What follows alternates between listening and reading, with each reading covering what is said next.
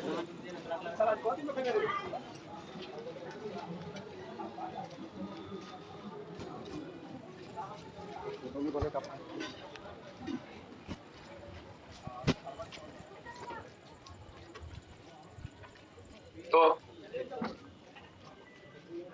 हम लोग बात कर रहे थे कि होमोलोगस ऑर्गेन यानी ऐसे ऑर्गेन जिनका ओरिजिन सेम है बट फंक्शन डिफरेंट है, यह प्रमाणित करता है कि अभी एलोपैट्रिक स्पेसिएशन हो रहा है, जिसको डाइवर्जेंट इवोल्यूशन भी कहते हैं और जिसको एडेप्टिव ग्रेडिएशन भी कहते हैं। बीच में क्वेश्चन आया था कि the most important source of evolution is, and answer was allopatric speciation. और दूसरी ओर जो एनालोगस ऑर्गेन्स हैं, यानी organs having different origin but same function, they are the strong evidence of sympatric speciation यानी कन्वर्जेंट इवोल्यूशन। और convergent evolution से ज्यादा इंपॉर्टेंट है सिम्पैट्रिक स्पेसिएशन। तो सॉरी, कन्वर्जेंट से ज्यादा है डाइवर्जेंट, जिसको हम लोग एडेप्टिव ग्रेडिएशन भी कहते हैं या एलोपैट्रिक स्पेसिएशन। तो ये बहुत इंपॉर्टेंट है, इससे क्वेश्चन रहता भी है। दूसरा है vestigial organs. Vestigial organs are those organs which were developed and functional in the past, but now they have become non-functional and degenerated.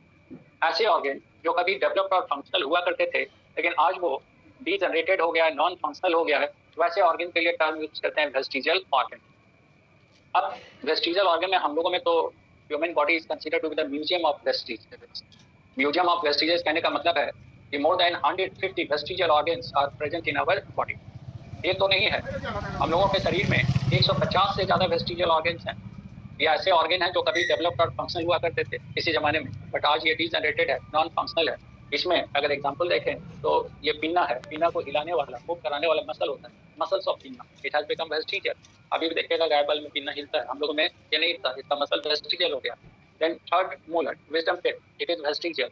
Vermiform appendix पढ़ेंगे हम लोग डाइजेशन में, इट हैज बिकम वेस्टिजियल, ये वेस्टिजियल हो गया। Like a semilunaris, that is nictitating membrane, जो आंख के इधर मार्जिन में है रेड कलर का, ये निक्टेटिंग मेम्ब्रेन होता है। देखिएगा रेप्टाइल्स हो या बर्ड्स हो, आंख उसका खुला भी होगा और आंख के ऊपर एक झिल्ली आ जाएगी, तो वो झिल्ली हम लोगों में डीजनरेट हो गया है, नॉन फंक्शनल हो गया, उसको निक्टेटिंग मेम्ब्रेन कहते हैं। और उसी तरह हम लोगों के कॉर्डल वर्टिब्रा की जगह पे एक छोटा सा बोन है cortex, it is also vestigial. इसकी जरूरत नहीं है, लेकिन कभी फंक्शनल था तो अभी भी बॉडी में मौजूद है। तो presence of these vestigial organs simply suggest evolution has taken place, rather it is taking place. अगर इवोल्यूशन नहीं हुआ होता तो जैसे ये पहले डेवलप्ड और फंक्शनल था, आज भी ये उसी तरह से डेवलप्ड और फंक्शनल होता है। तो ऐसा नहीं समझना है कि इवोल्यूशन में कोई ऑर्गन बराबर डेवलप या फंक्शनल ही होता जाएगा। बहुत सारे ऑर्गन डेवलप्ड और फंक्शनल होते हैं, तो कुछ ऑर्गन डीजनरेट भी होते हैं, नॉन फंक्शनल भी होते हैं, दोनों बात है। ये पुराना कॉन्सेप्ट है कि इवोल्यूशन होगा तो ऑर्गन बड़ा ही होता जाएगा, डेवलप, ऐसा नहीं, डीजनरेट भी करेगा। तो vestigial organs are strong proof of evolution. इसके बाद कनेक्टिंग लिंक आता है। कनेक्टिंग लिंक हम लोग कहते हैं कि जैसे दो अलग अलग ग्रुप है ऑर्गेनिज्म का, दो अलग अलग ग्रुप है और दोनों में बहुत कुछ समानता है, कुछ कॉमन कैरेक्टर है। तो ये जो कॉमन कैरेक्टर जहाँ पे मिलेगा किसी ऑर्गेनिज्म में या किसी ग्रुप में, तो that will be considered as connecting link between these two groups. इन दोनों ग्रुप का अगर कॉमन कैरेक्टर किसी तीसरे ऑर्गेनिज्म में है या ग्रुप में है, तो that will be considered as connecting link between these two groups. तो कनेक्टिंग लिंक तो ये प्रूव करता है कि दोनों ग्रुप में समानता है, सिमिलैरिटी है। आज जो अलग अलग है तो that is due to evolution. Evolution नहीं होता तो दोनों आज भी सेम थे। अब कनेक्टिंग लिंक में हम लोगों ने बहुत सारा डाइवर्सिटी में डिस्कस किया है, जैसे यूग्लिना। तो Euglena it is unicellular eukaryote organism, protozoa. Euglena it is a protozoa. और यूग्लिना के बारे में हम लोग जानते हैं कि in optimum conditions, means when all the conditions are suitable, Euglena prefers to perform photosynthesis and manufacture its own food. But in adverse condition, it performs heterotrophic nutrition, यानी फूड कैप्चर करेगा और डाइजेस्ट करेगा। लेकिन जब सारा condition suitable है, favourable है, तो ये स्वयं अपने फूड का निर्माण करता है प्रकाश निषेचन, फोटोसिंथेसिस के द्वारा। और ये कैरेक्टर है ग्रीन प्लांट का और ये है एनिमल, लेकिन ज्यादातर इसकी कोशिश होती है फोटोसिंथेसिस का, इसके अंदर क्लोरोप्लास्ट पाया जाता है। तो इसको मानते हैं connecting link between animals and plants, Euglena को। दूसरा एग्जांपल जैसे कनेक्टिंग लिंक का देखें तो Proterospongia. Proterospongia is the connecting link between the protozoans and poriferans. Porifera यानी स्पॉन्जेस। स्पॉन्जेस का ऑरिजिन हुआ है प्रोटोजोआ से, दोनों के बीच का कनेक्टिंग लिंक है प्रोटेरोस्पोंजिया। उसी तरह और आगे हम लोग डिस्कस करें तो Neopilina, and Neopilina is the connecting link between Mollusca and Annelida. Peripatus देखेंगे तो connecting link between the Arthropoda and Annelida. और आगे बढ़ें तो हम लोग डिस्कस करते हैं हेमिकॉर्डेट, बैलेनोग्लासेस। तो Balanoglossus is the connecting link between non chordates and hemichordate, जिसको बैलेनोग्लासेस को कहते हैं यूरोकॉर्डेट। तो ये कनेक्टिंग लिंक है between the non chordate and hemichordate. और उसी तरह अगर एम्फिऑक्सस की बात करें, which is a cephalochordata. So it is considered as connecting link between the hemichordate, between the protochordate and chordata. Protochordate और chordate के बीच का ही कनेक्शन जिसको हम लोग कहते हैं एम्फियोक्सिस, ब्रैंकियोस्टोमा। और फिर उसी तरह फिशेस में डिप्नोई है, डिप्नोई लंग फिशेस है, ऊनी फिशेस। कनेक्टिंग लिंक कहते हैं इसको फिश और एम्फीबिया का कनेक्टिंग लिंक है। उसी तरह अगर हम लोग आर्कियोप्टेरिक्स देखें तो फर्स्ट बर्ड था, it is the connecting link between birds and reptiles. Reptiles he origin हुआ था बर्ड का, तो कनेक्टिंग लिंक है। और उसी तरह अगर हम लोग प्रोटोकेरिया को देखें यानी एक लेग मैमल, इकिडना और प्लैटिपस, तो it is the connecting link between the mammals and reptiles. तो मामला है कि ये जितने भी कनेक्टिंग लिंक्स हैं सब में दो अलग अलग ग्रुप का कैरेक्टर मौजूद है। तो ये शो करता है कि दोनों ग्रुप जो अलग अलग दिख रहे हैं आज, वो कहीं ना कहीं एक दूसरे से रिलेटेड है। डिफरेंस जो आया है that is due to evolution. इसलिए connecting links are also very strong evidence of evolution. अब इसके बाद जो नेक्स्ट एविडेंस है वो एविडेंस फ्रॉम बायोजियोग्राफी। देखिए, वर्ल्ड को, दुनिया को बांटने का अलग अलग आधार है। जैसे पॉलिटिकल मैप है, दुनिया को अलग अलग हिस्से में अलग अलग कंट्री में बांट दिया गया, पॉलिटिकल मैप है। उसी तरह इकोनॉमिक मैप भी है, इकोनॉमिकली उसको अलग अलग हिस्से में बांटा गया है। ज्योग्राफिकल मैप है, ज्योग्राफिकली उसको अलग अलग हिस्से में बांटा गया है दुनिया को। और उसी तरह फ्लोरा और fauna, specific species of flora and fauna, उसके आधार पे भी दुनिया को बांटा गया है। इसके आधार पे दुनिया को बांट दिया गया 6 लार्ज रीजन्स में, which are called biogeographical regions. और ये बहुत बड़ा काम था which was perform by Alfred Russel Wallace. Alfred Russel Wallace, he was naturalist, he was also British, younger to Darwin. Darwin भी ब्रिटिश थे, अल्फ्रेड रसल वालेस भी ब्रिटिश थे, लेकिन डार्विन से यंग थे, जूनियर थे। और आगे जब हम लोग बात करेंगे डार्विनिज्म में तो इनका बताएंगे।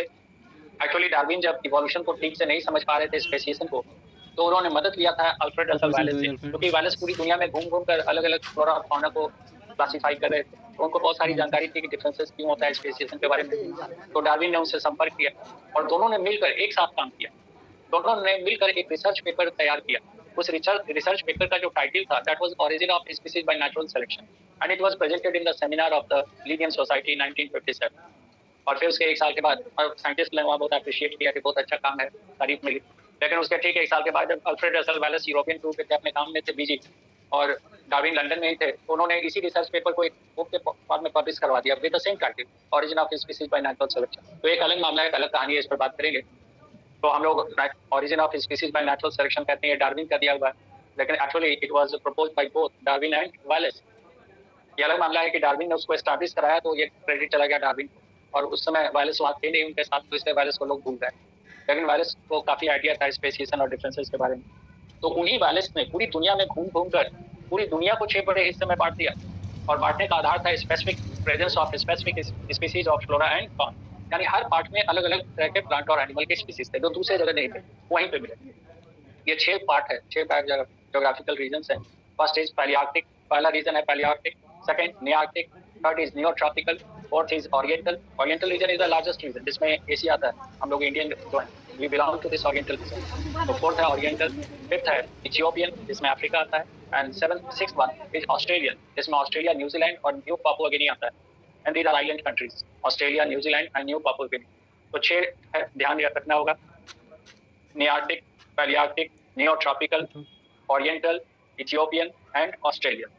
और एक जगह जो फ्लोरा फाउना मिलता है वो सेम स्पीसीज दूसरी जगह नहीं मिलेगा। बहुत सारे ऐसे स्पीसीज हैं प्लांट और एनिमल पे, तो उसी जगह मिलेगा। अब मामला ये है कि अगर इवोल्यूशन नहीं हुआ होता, इवोल्यूशन होता ही नहीं, तो दुनिया में सब जगह प्लांट एनिमल एक ही जैसा होता, तो फिर अलग अलग ज्योग्राफिकल रीजन बनाने की नौबत नहीं होती, और बनता भी नहीं। जब सब एक जैसा होता तो फिर आप अलग अलग कैसे डिवाइड करते। तो ये जो बायोजियोग्राफिकल रीजन है, इनका presence it is itself a very strong evidence of evolution.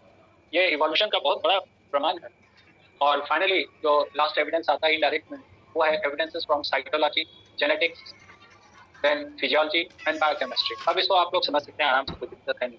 जैसे एविडेंसेस कहते हैं, एविडेंसेस फ्रॉम साइटोलॉजी, तो आप लोग पढ़े ही हैं सब लोग, सेल बायोलॉजी आगे भी पढ़िए, तो पढ़ाएंगे। तो चाहे प्लांट सेल पढ़िएगा तो एक प्लांट सेल बनाया जाएगा बोर्ड पे, और वो एक्सप्लेन किया जाएगा, सब में वैसा ही होगा। एनिमल सेल पढ़िएगा तो एक एनिमल सेल बनेगा, सब में वैसा ही होगा। सेल का जो स्ट्रक्चर वो सब में एक है।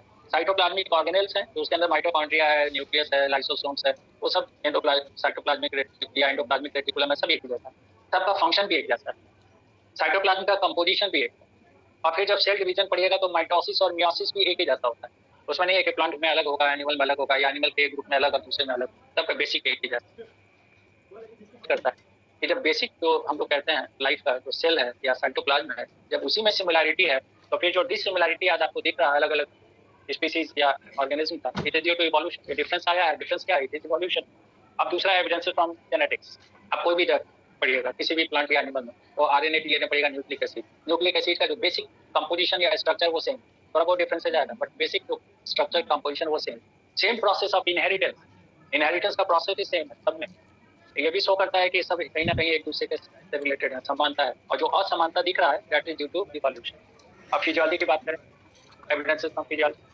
अब फिजियोलॉजी में जैसे एंजाइमेटिक सिमिलैरिटी, एक एंजाइम है trypsin, proteolytic enzyme, alkaline medium में प्रोटीन को डाइजेस्ट करता है trypsin. This trypsin is secreted in the protozoa, amoeba में भी सिक्रीट होता है ये ट्रिप्सिन। ये trypsin it is also present in amoeba और हम लोगों में भी ट्रिप्सिन है पैंक्रियाटिक टिश्यू में। तो सेम एंजाइम है, सेम नेचर और फंक्शन है। तो ये क्या शो करता है कि अमीबा और हम लोगों में एक जैसा एंजाइम रिलीज हो रहा है, तो ये शो करता है कुछ ना कुछ तो रिलेशनशिप है और जो डिफरेंसेस है that is due to evolution. अब हार्मोनल सिमिलैरिटी कहते हैं, तो एक हार्मोन है थायरॉक्सिन जो थायराइड से रिलीज हो रहा है। अब चाहे वो फ्रॉग का थायरॉक्सिन हो, चाहे रेप्टाइल्स का हो, बर्ड का हो या मैमल का, सब एक जैसा है और सभी थायरॉक्सिन का फंक्शन भी एक ही जैसा है, मेटाबॉलिक हार्मोन है, मेटाबॉलिज्म को रेगुलेट। Hormonal similarity. अब हम लोग कहें कि similarity in the metabolic waste materials, तो मेटाबॉलिक वेस्ट मटेरियल जैसे अमोनिया, तो ammonia is present in the many invertebrates, aquatic invertebrates में अमोनिया होता है। Ammonia is also present in fishes, बहुत सारे फिश में भी है। Small amount of ammonia is also excreted along with our urine, हम लोग के यूरिन में भी अमोनिया होता है। अब यूरिया कहेंगे तो फ्रॉग भी यूरिया का एक्सक्रीशन करता है और मैमल इंक्लूडिंग ह्यूमन के यूरिन में भी यूरिया ज्यादा अमाउंट में यार यूरियोटेलिन। अगर यूरिक एसिड की बात करेंगे तो uric acid is excreted by reptiles and birds और इंसेक्ट में भी होता है यूरिक एसिड और हम लोगों के यूरिन में भी यूरिक एसिड मौजूद है। जब बाउट वगैरह गठिया होता है तो यूरिक एसिड बढ़ जाता है। तो same type of metabolic waste product in different groups of animals, ये शो करता है कहीं ना कहीं समानता है और जो असमानता दिख रहा है दैट इज इवोल्यूशन। अब उसके बाद एक एनर्जी रिच कंपाउंड है phosphagens. Phosphagens are the energy rich compounds present in the muscles और ये फॉस्फेट रिलीज करता है for the synthesis of ATP. ATP के निर्माण के लिए फॉस्फेट रिलीज करता है ये फॉस्फेजेंस एनर्जी रिच कंपाउंड। दो तरह के फॉस्फेजेंस हैं, एक तो आर्जिनिन फॉस्फेट और दूसरा creatine phosphate. Arginine phosphate is present in the muscles of all the invertebrates, जितना भी इनवर्टिब्रेट है सबके मसल्स में एनर्जी रिच कंपाउंड है आर्जिनिन फॉस्फेट। जितने भी वर्टिब्रेट्स हैं सबके मसल में है यहाँ पे क्रिएटिन फॉस्फेट। वही जब ब्रेक करता है तो क्रिएटिन रिलीज होता है, क्रिएटिन ज्यादा होगा तो किडनी डैमेज होता है। तो creatine phosphate in the muscles of all the vertebrate, arginine phosphate in the muscles of all the invertebrate. अब देखिए हेमिकॉटिक मेलानो क्लासेस, उसके मसल में दोनों है, आर्जिनिन फॉस्फेट भी और क्रिएटिन फॉस्फेट। तो अगर जितने इनवर्टिब्रेट हैं सब में आर्जिनिन फॉस्फेट है यानी all these invertebrates are somewhere inter related. जितने भी कॉर्डेट्स में क्रिएटिन फॉस्फेट है इसका मतलब भी आपस में रिलेशन है और हेमिकॉर्डेट में दोनों है तो यानी it is the connecting link जिसको कहा ये कॉर्डेट और नॉन कॉर्डेट में भी आपस में रिलेशन है। तो ये प्रूव करता है कि रिलेशन। तो डिफरेंसेस किसके कारण? इवोल्यूशन। और फाइनली एक बहुत इंपॉर्टेंट टेस्ट है जिसका क्वेश्चन इधर तो नहीं आया 2-3 साल से लेकिन पहले लगातार आया फिर आ सकता है और वो टेस्ट है precipitin test which is also called serological test. एक बार तो यही पूछा था कि किसने परफॉर्म किया था, आंसर इज ग्रीगर नूटल। तो ग्रीगर नूटल ने एक टेस्ट किया जिसको सीरोलॉजिकल टेस्ट कहते हैं, it is also called precipitin test, precipitate यानी अवक्षेप। उन्होंने कुछ ब्लड सैंपल लिए, जैसे ये सब ब्लड सैंपल, 3 ब्लड सैंपल ले लिया, ए बी और सी, अलग अलग एनिमल का, अलग अलग स्पीसीज का एनिमल का ब्लड, ये नहीं बताया कि कौन किसका, अलग अलग स्पीसीज का एनिमल है। सेम 3 सैंपल ले। अब ब्लड के अंदर प्लाज्मा में होता है ग्लोब्यूलिन, गामा ग्लोब्यूलिन जो हम लोग पढ़ेंगे एंटीबॉडी बनाता है। गामा ग्लोब्यूलिन फॉर्म्स एंटीबॉडी और ब्लड में एंटीबॉडी बनाने के लिए बी सेल भी है और इसको मदद करने के लिए टी सेल भी है, तो एंटीबॉडी बनाएगा। लेकिन एंटीबॉडी कब बनाएगा? जब एंटीजन उसमें डालेंगे। तो अब same type of antigen in same amount is introduced in all these 3 blood samples.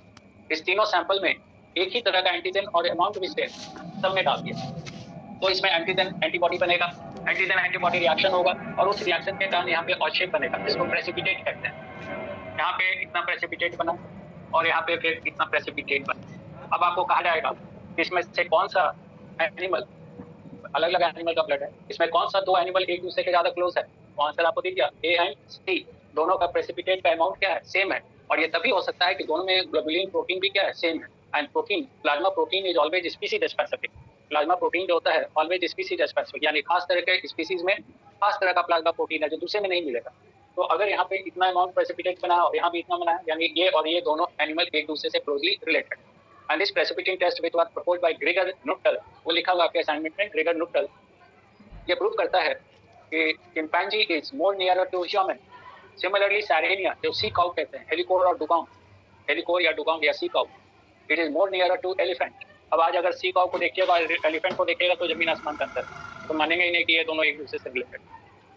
लेकिन दोनों का अगर ब्लड सीरम टेस्ट करें तो पाते हैं कि सेम टाइप का इसमें ग्लोबुलिन प्रोटीन है, इसका मतलब आपस में रिलेशन था। तो जब खोज हुई तो पता चला कि जब एलिफेंट का इवोल्यूशन हो रहा था तो अर्ली स्टेज में उसे एक ब्रांच अलग हो गया, अब वो अडेप्ट कर गया वाटर में, एंड दैट बिकेम द सी कॉ, सैरेनिया, एक्वाटिक एनिमल। और जो जमीन पे डेवलप हो गया दैट बिकेम एलिफेंट। तो प्रेसिपिटेट जैसे अभी बहुत सारे अलग अलग स्पीसीज के एनिमल को एक दूसरे से कनेक्ट किया जा रहा है।